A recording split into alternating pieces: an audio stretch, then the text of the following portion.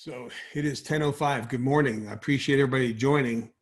And you could probably see that this Friday meeting has evolved into a more of a closed discussion. It seems to be about 80 or 90% advisors, which is fine because I feel like if you're going to be a professional advisor, you need to continue to learn. You need to continue to sharpen the saw.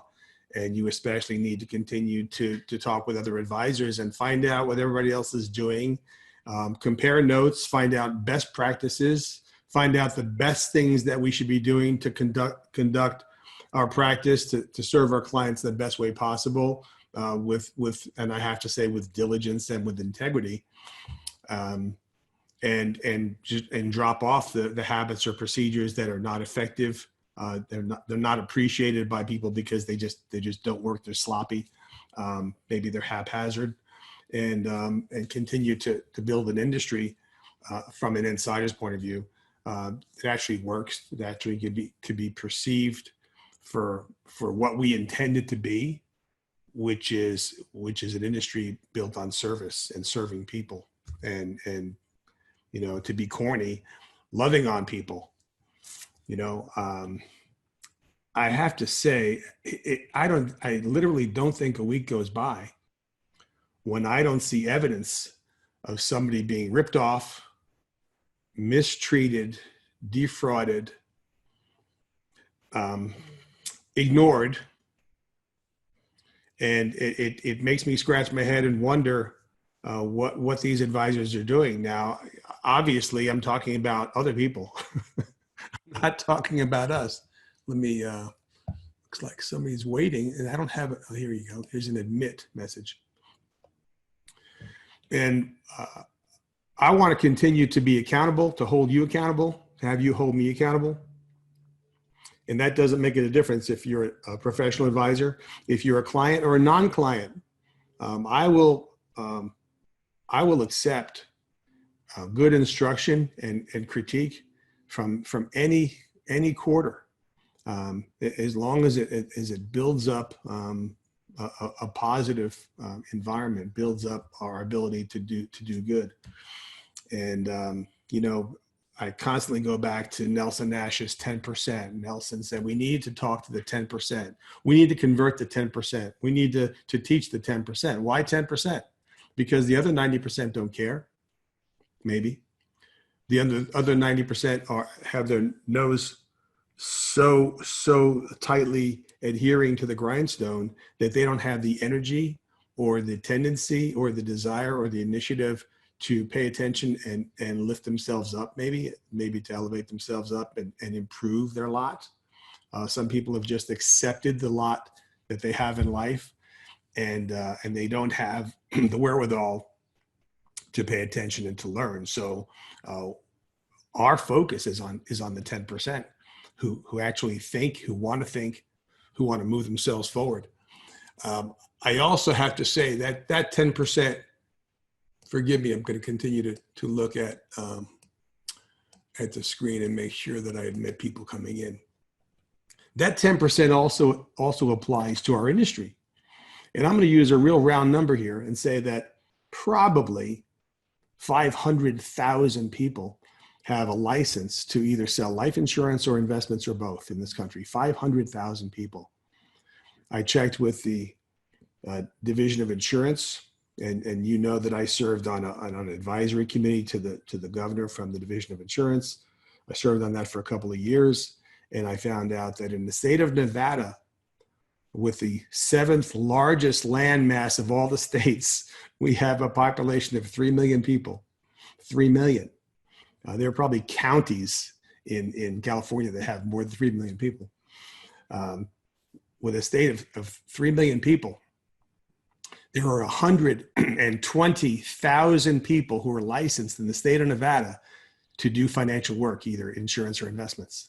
120,000 people.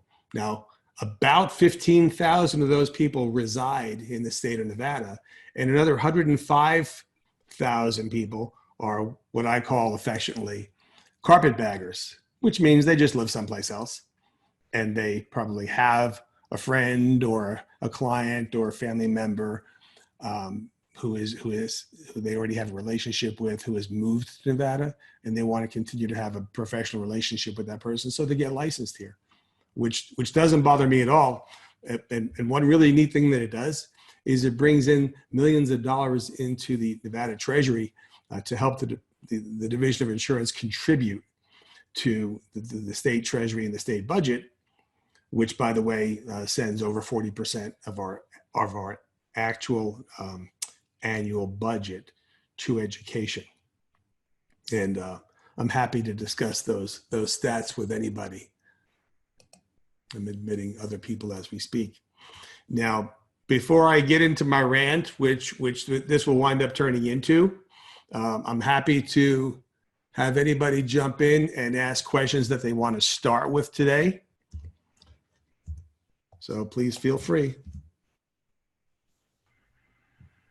And I'm going to give everyone a minute to unmute yourself if you want to open with anything, whether it's a comment on what's going on in the country, whether it's a question of what's going on in your personal world, financially speaking, with regard to planning, estate planning, financial planning, investment planning, tax planning, leaving an employer, changing employers, doing something with regard to changing your situation. That's what's going on.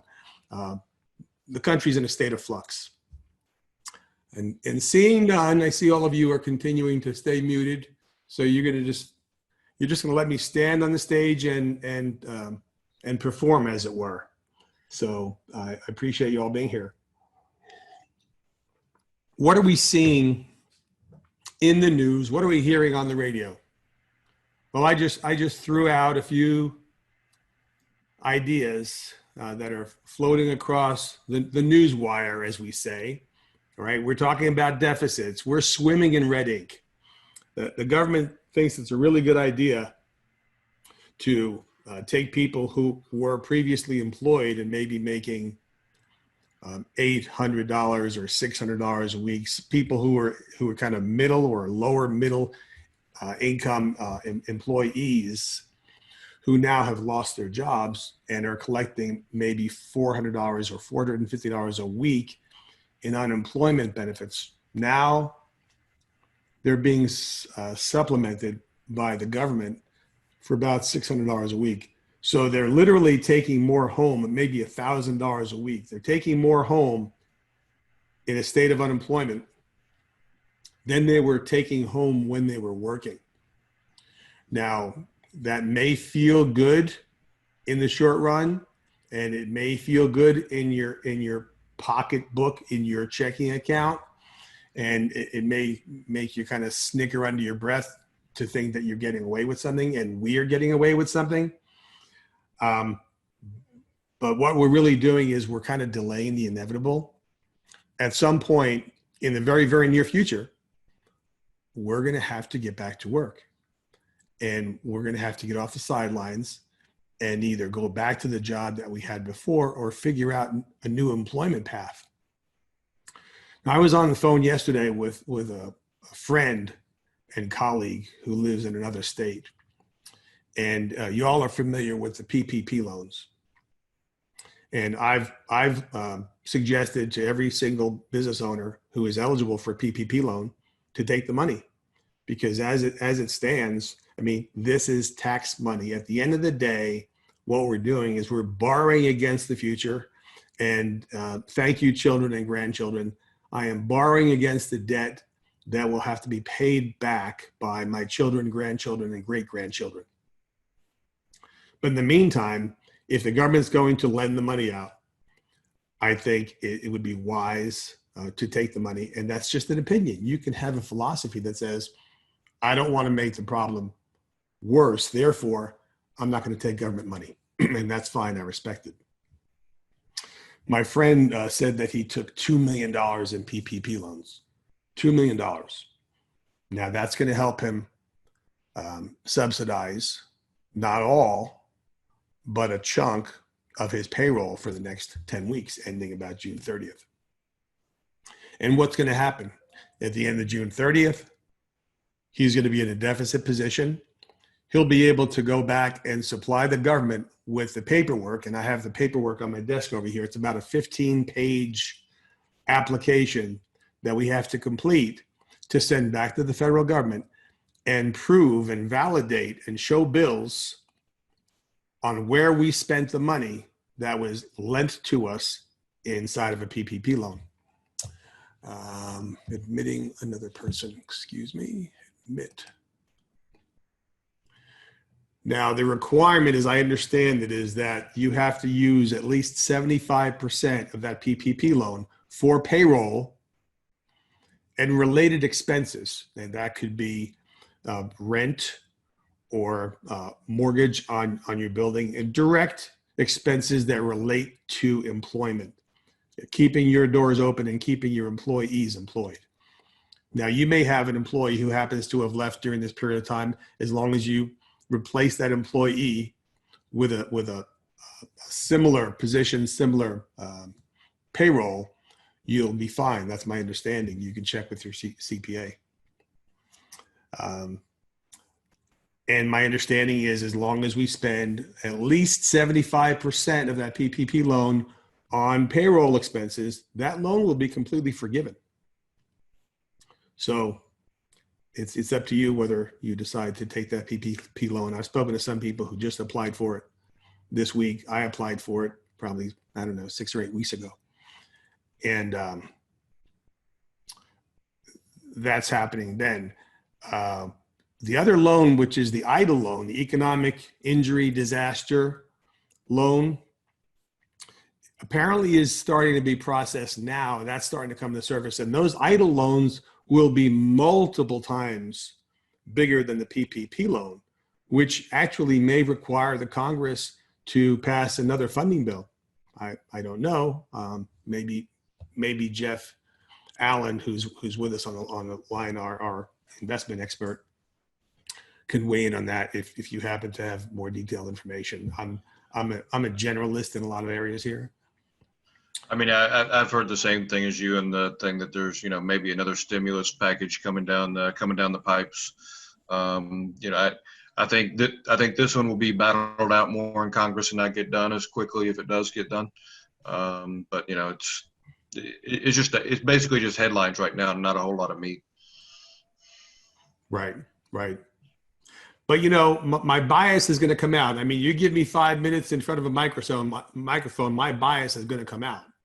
And even though I'm taking the money and I'm planning to pay it back, I'm not planning to pay back a loan that's forgivable. I'm not as dumb as I look. I'm not going to pay a loan back if it's forgiven. But the EIDL loan, is my understanding, is going to be a 30-year loan at 3.75%. And if the government wants to give me a couple $100,000 with no collateral and substantially no justification, I'm happy to take a 30-year loan, and maybe I'll look for a rental property to put that money in, and we'll more than cash flow that money. We might wind up running it through our family banking system. Hint, hint. We're processing now on an EIDL loan. We haven't been approved yet. Kemmer. Yep. Yeah, we're in process right now. Mm-hmm. If anybody on here has applied for the EIDL loan, definitely reach out to the SBA and ask to talk to a tier 2. If you haven't seen or heard from them at all, other than your processing and your loan number, reach out, ask for a tier 2. I did that, and 48 hours after that, I got a portal to log in and to verify information.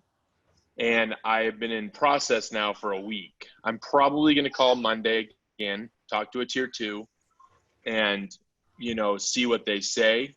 Along the lines of the financial amount, right now you're maxed out at $150K.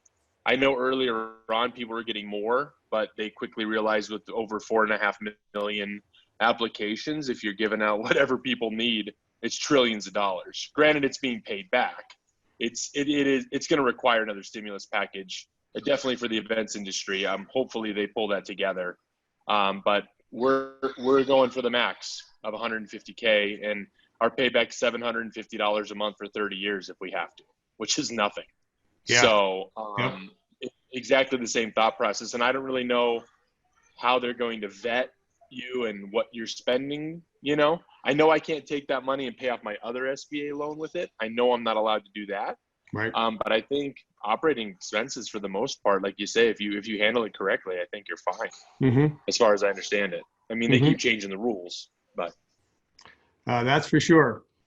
They do keep on changing the rules, and they keep on adding political hot potatoes into those bills.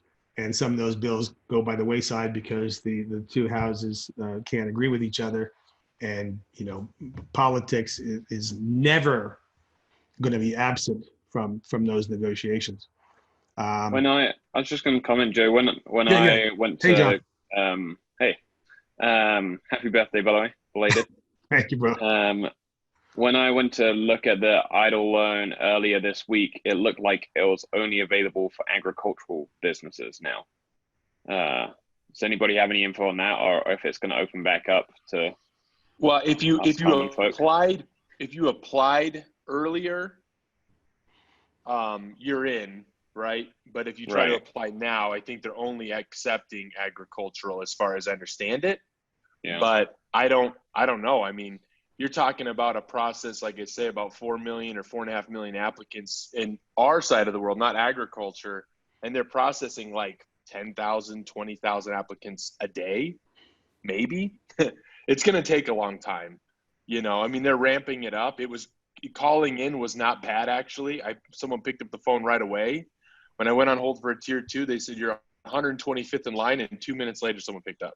So the process is getting better, but I don't know about if you go to apply for an idle loan now.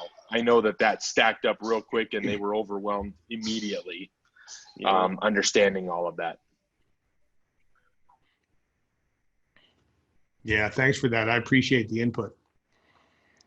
So I'm going to make sure that I call up all my friends who are cannabis growers because they're in agriculture and make sure that they apply for their loans, because we want to make sure that the pot growers don't lose out, because, there goes Happy Friday, right?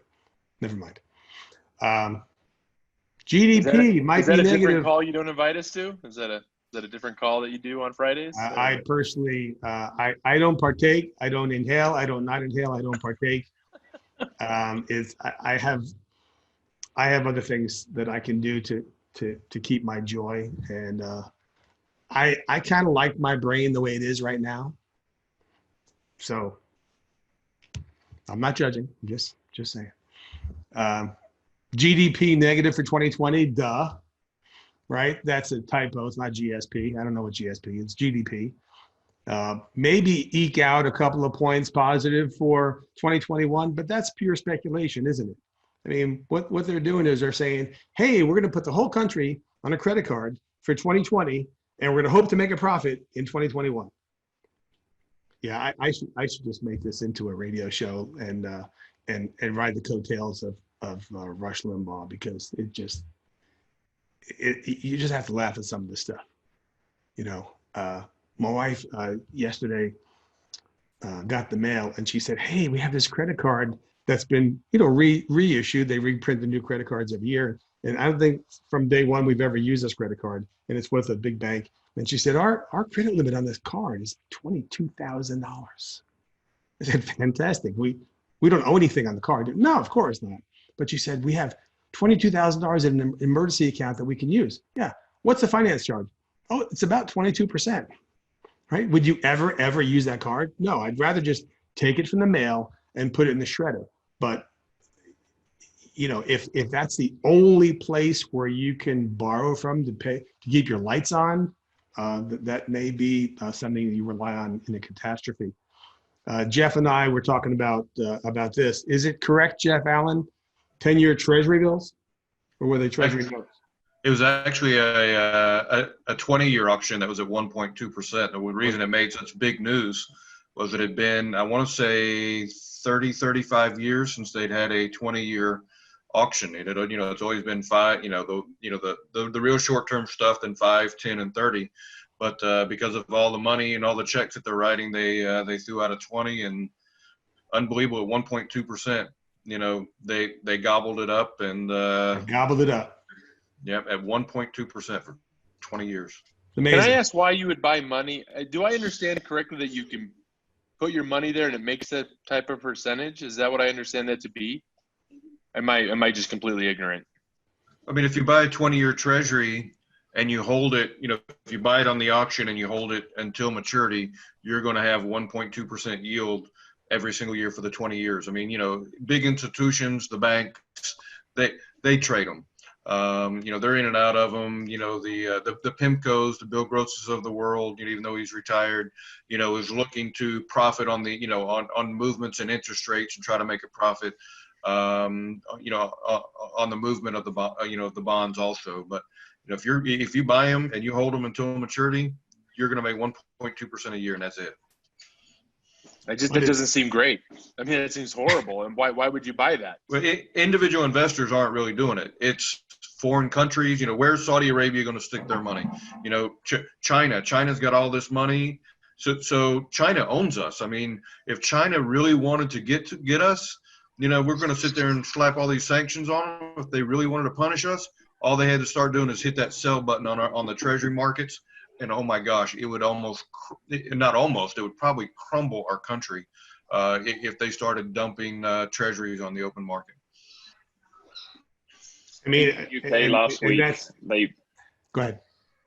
I was saying the UK last week, the UK government bought a negative yield bond, which I don't know how that's possible, but they're essentially getting paid to borrow money, which makes no sense. And during the big crash, the last couple of months, there was a few days that our short-term government rates actually went negative in this country, and I thought we would never see that. I think I sent you an email or included you on an email, Joe, showing that there were a few days where our, it was like 30-day paper, maybe 60-day paper went negative.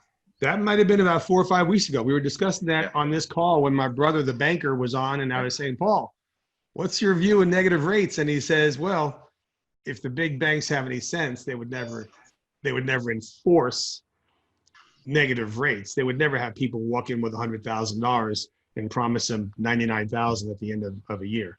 It just wouldn't make any sense. There would be some kind of a revolution.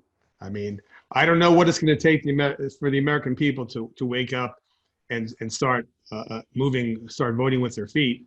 But as I said earlier, we're trying to appeal to the 10%. We're working with the 10%, the people who actually have the bandwidth to think about their future and not just about next Friday's paycheck.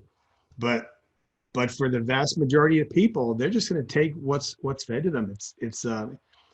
It's really not pleasant. Anyway, I love the fact that we could just put a few drops of ink on the page here, mention national economy, mention what the government's doing, and it turns into a good discussion, an important discussion, because we need to at least have an understanding that there is a lot of chaos going on in the markets, in what they call the science, in culture, in government.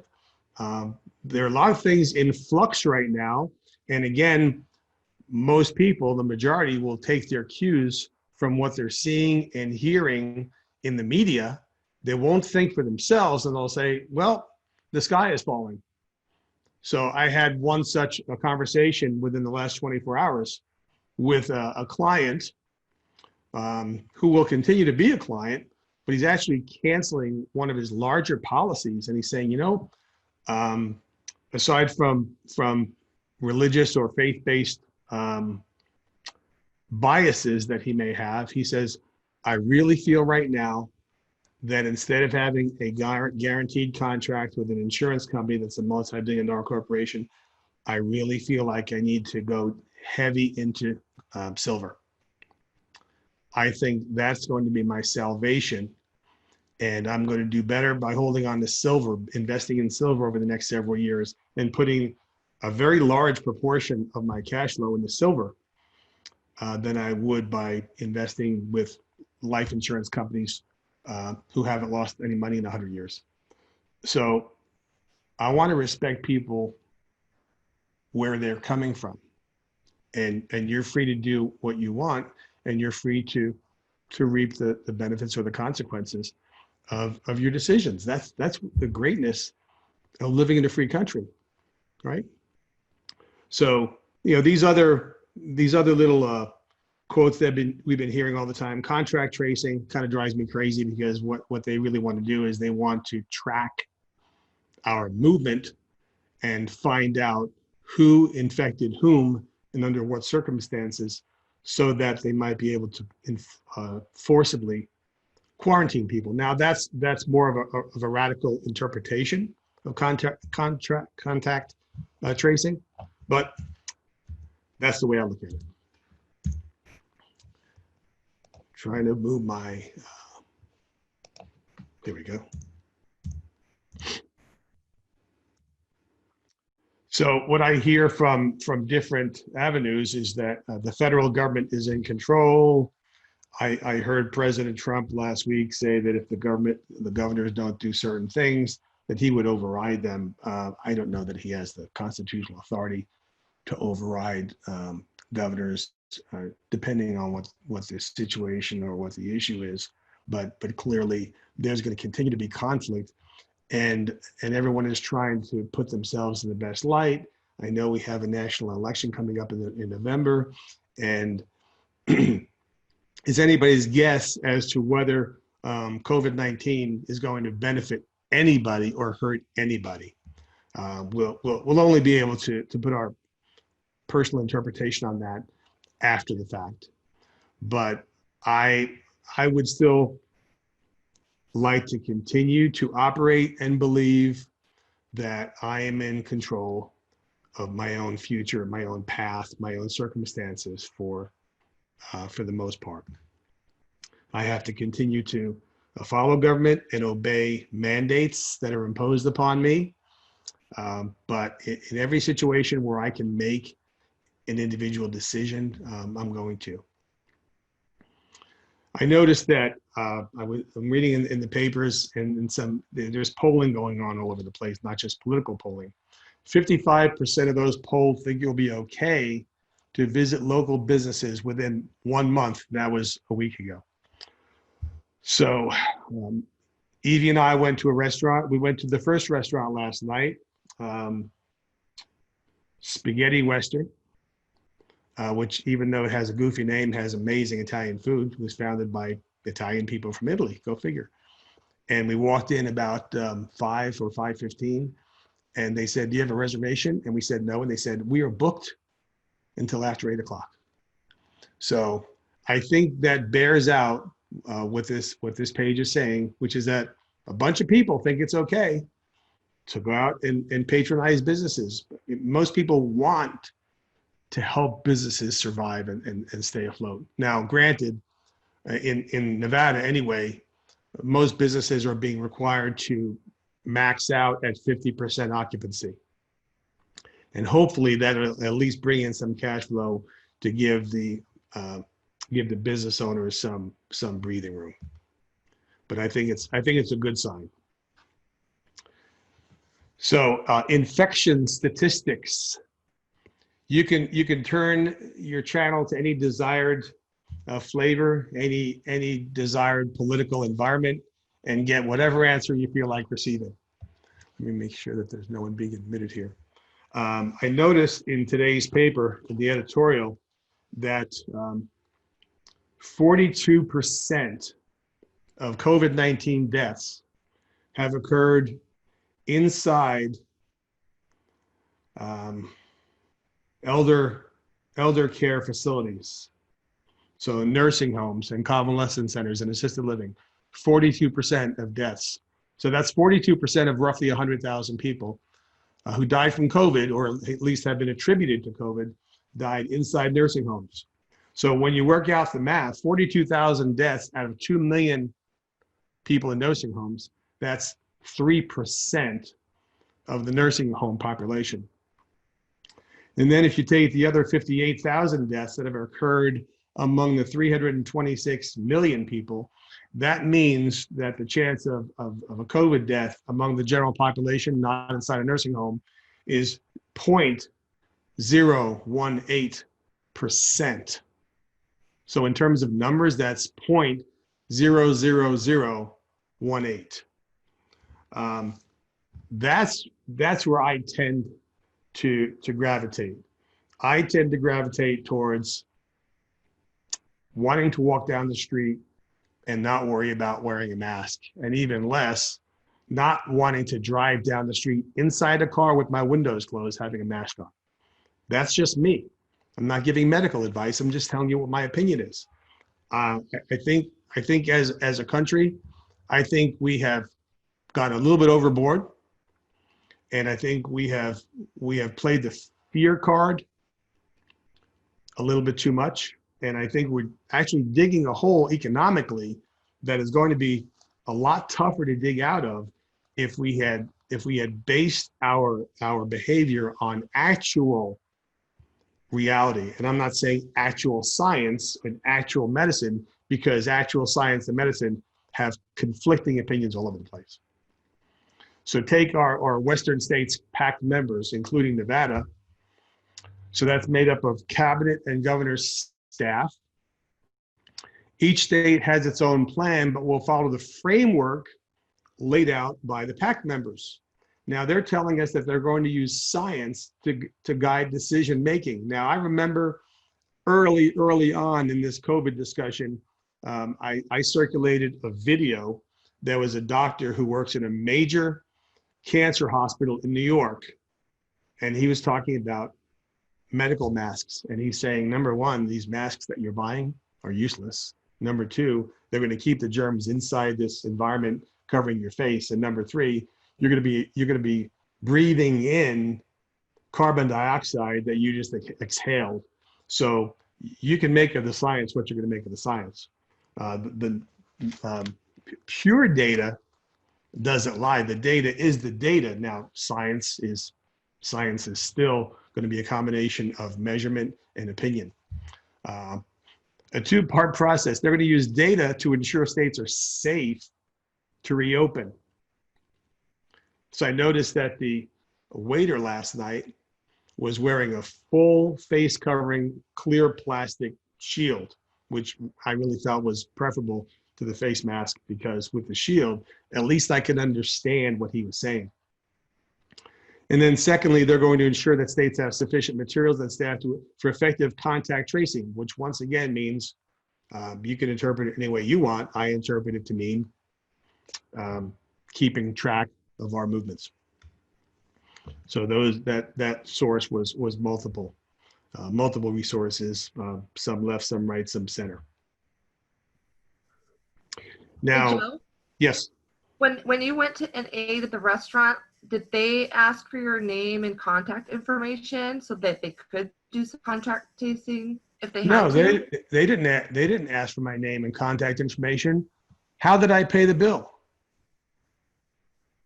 With your credit card, I'm assuming. Ah, Gotcha. you know, the credit Well- card had the name of the waiter who served me. It has the time and date stamped on the credit card. That tells them they can go back and trace the steps from when I walked in the restaurant and they sat me in a booth in the bar area where we weren't connected by 20 feet to other people. Well, They the know interesting thing up here in Washington, one of the things that they said in order to start opening up religious services is that they're going to have to start taking names and know exactly everybody who's present. So it was a curious thing. So I was just wondering specifically if they were keeping a separate list or how they were doing that. So Yeah, I'd like to know exactly who is going to stand at the door of the church or the synagogue or the mosque and take names. That will be interesting. And anybody who decides to voluntarily give that information, you deserve to get back on the telephone call with me so I can help shrink your brain, because you need to not do that. That's not freedom. Does anybody really believe that they don't always know where we are anyways? I mean, I'm just saying. I mean, Now you're being a can talk conspiracy about- theorist. Well, I'm just saying. I mean, you can talk about buying a new fishing rod, and you go on Facebook, and there's fishing rod advertisements. I mean, it's, they're paying attention. They know everything they need to know. There you go. I think it's comical that they're bringing up that we're going to update your phones to contact tracing, but it's all there. The geo information's there. There you go. There you go. So, I mean, Um, I don't care if people know where I go. I've got nothing. I'm a boring person, but those people that do care about it, I just find it comical. Like, So- the fact, you know, I didn't go down this path with this client yesterday, but anytime most people bring up the doomsday scenario to me and they say, well, I think I'm gonna start liquidating everything and buying silver. I usually respond with something like, do you think I'm the only person on the planet that you've told that you're gonna be buying physical silver? So do you think there might be some other people in this county who actually know that you're going to have physical silver in your possession? What I would suggest that you do is that you stock up on gasoline, on bread, and bullets, because I don't have to go buy food. I just have to know where the food is. So I think if we're talking about a complete total breakdown of society and anarchy and a meltdown, I mean, don't buy silver.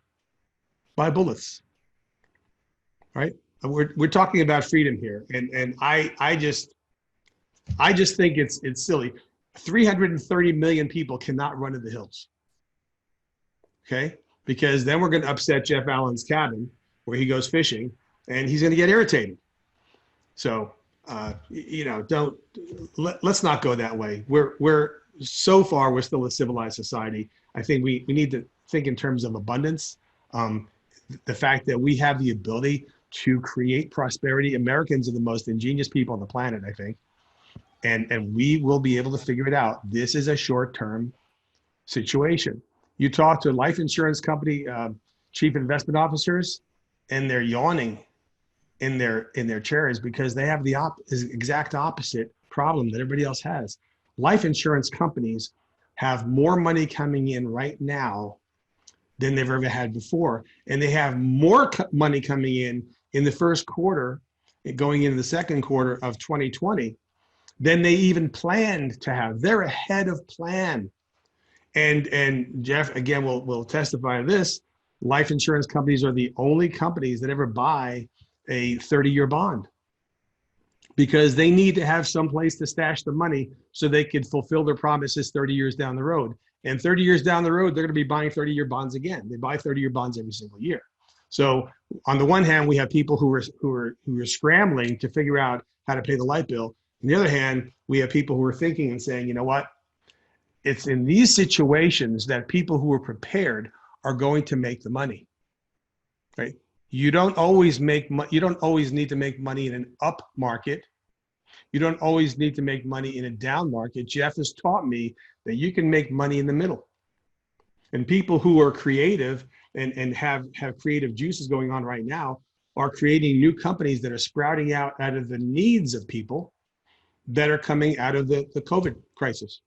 And this is one of the reasons why we just created a new podcast series called Wealth Reborn.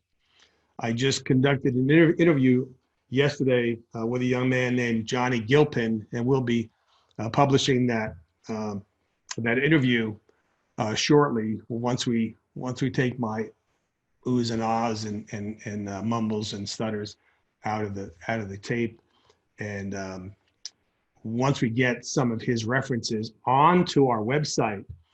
This is a gentleman who has led his entire life a life of service to this country as an EMT, as a medic, a corpsman with the Navy, serving the Marines as a corpsman, who saved Marines out of burning helicopters, received the highest Medal of Honor that you could get, and is a physician's assistant in St. James Hospital in Oklahoma City. And all he gets me to do is think more and more broadly about the people that we need to equip ourselves to go out and help. I mean, his whole perspective on life is serving. It's serving others. And if you focus your whole energy and your whole being on serving others, then you're going to be taken care of. I mean, some people call it the universe. I call it God. Call it what you want. You focus on other people, you're going to be taken care of.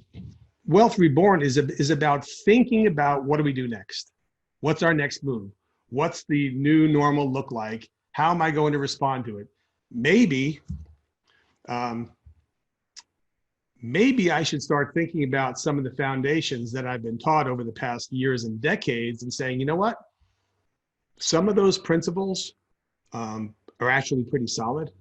And I noticed that the richest people on the planet, the richest companies on the planet, the insurance companies where all the real money is, they're not ruffled because they have a plan that is set out not for just this week or this decade, it's set out for generations.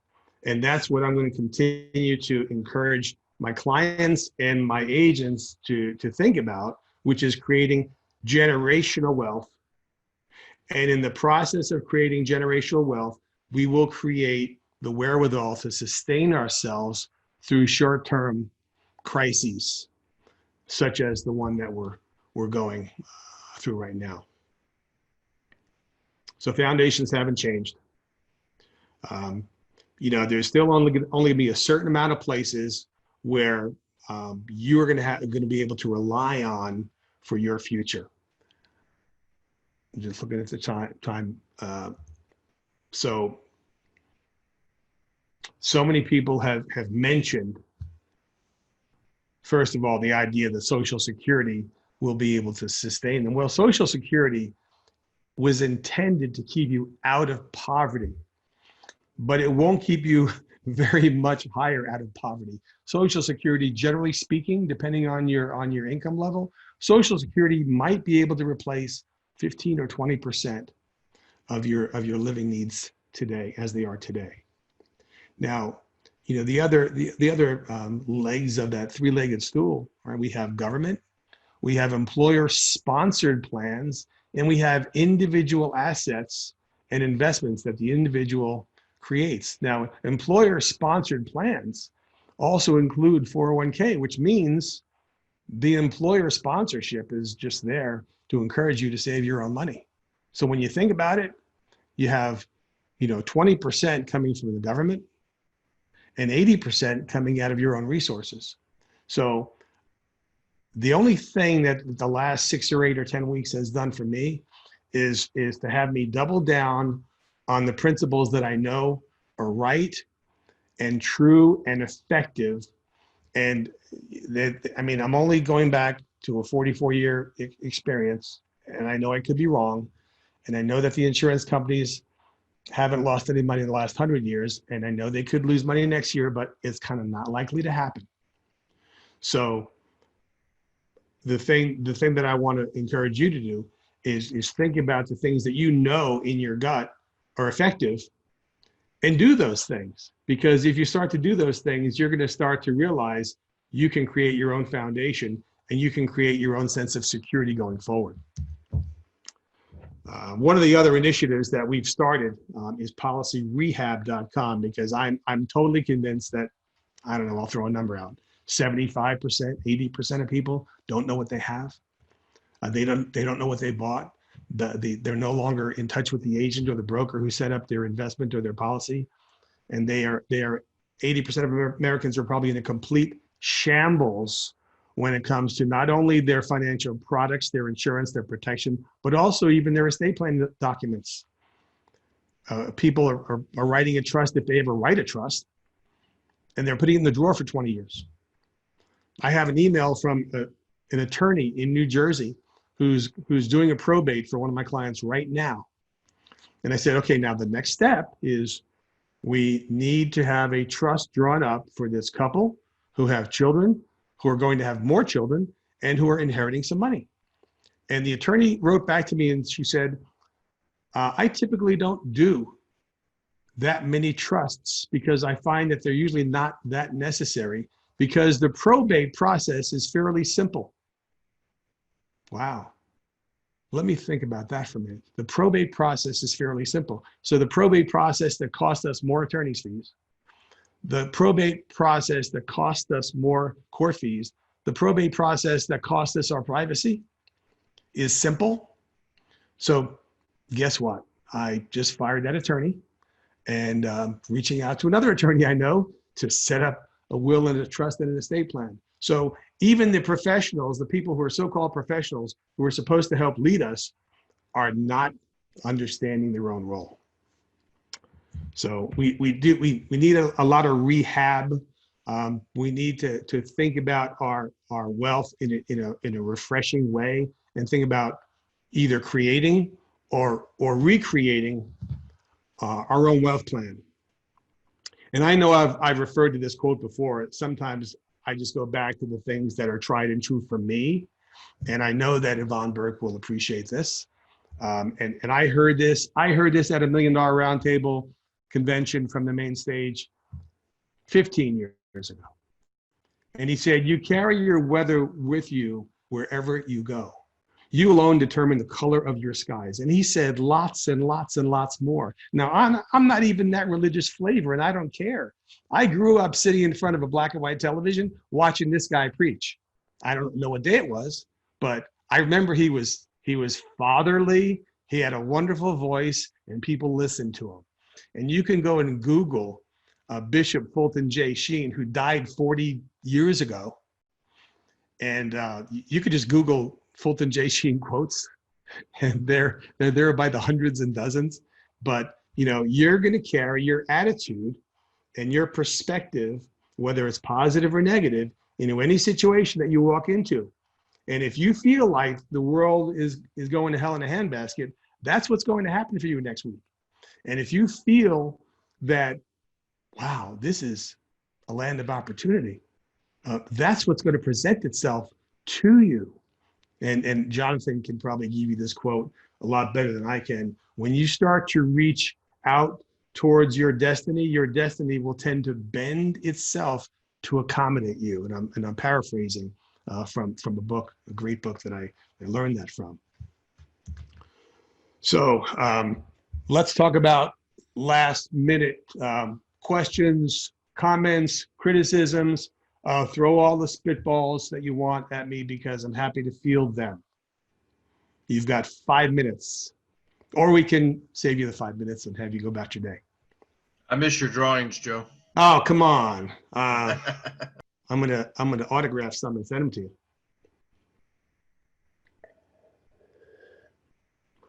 Where's my usual counterpoints?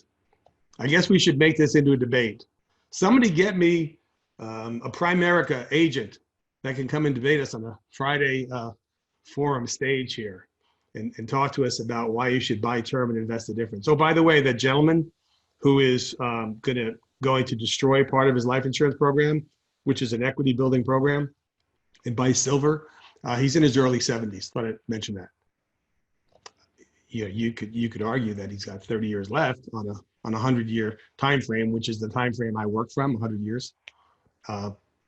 But you may be tempting fate to start to terminate or surrender, cash in equity building programs that are going to create equity for you on a guaranteed basis at the very time when your mortality odds are kind of working against you. So again, we're going to continue to have conversations.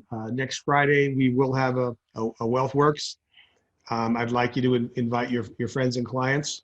We can expand the conversation to any area that you want. I would love to put Jeff Allen on the stage for 20 minutes and just tear him up. And I would love to share with you, because he is our investment guru.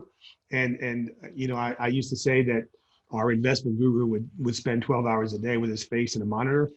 I'm sure that Jeff Allen keeps his face plastered to, I don't know, 4 or 5 or 6 monitors, but he is a direct portfolio manager for us. And I would be embarrassed to have to tell you how good his performance has been during 2020 from January 1st until now. So I'm going to share that for private conversations. I just know that he's one of the best on the planet, and we're lucky to have him. Thank you, Joe. That's a lot of pressure. And that was a totally unsolicited, unexpected plug for Jeff. So I appreciate your being here every Friday. And if you want to have a one-on-one with Jeff and talk about investment questions that you may have, we're happy to field those all day long and talk about the investment components of your plan. It's not for everyone. Investing in the stock market is not for the weak need, right? Just like they say, old age is not for wussies, right? Hope you have a great weekend. Stay out of the heat. I think it's going to be, I don't know, 105 plus in Las Vegas today. And I'm looking forward to 2 weeks from today being on the beach in Newport, California. That's the plan. And I'm sticking with it. So I hope to talk to you during the week. Call me when you need me. And, Hi, Joe. All so, right, Joe, have a great weekend. I have a do great have weekend. Thank you, Joe. Hey, I do know good friends in Primerica, and maybe I'll go ahead and have them hop on. Secondly, I have questions about. I wanted to see what your take was on China's crypto policy that's coming out this year against the American dollar. I wasn't sure if any of you guys know anything about that. I know that Jeff knows something. All right, Jeff is the man I'll talk to down the Oh, road. well, two comments. I know I don't trust the Chinese. That's what Yeah. I know. Yep. So there's one thing that I could say.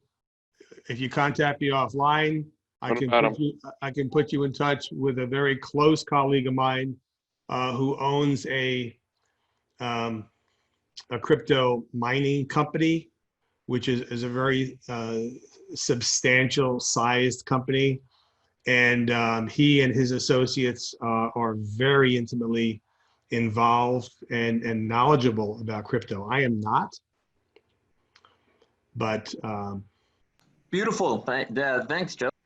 sure, happy to share our resources with you. All right. Okay, you guys, have a great weekend, and talk to you soon. Thank you. Bye. Thank you.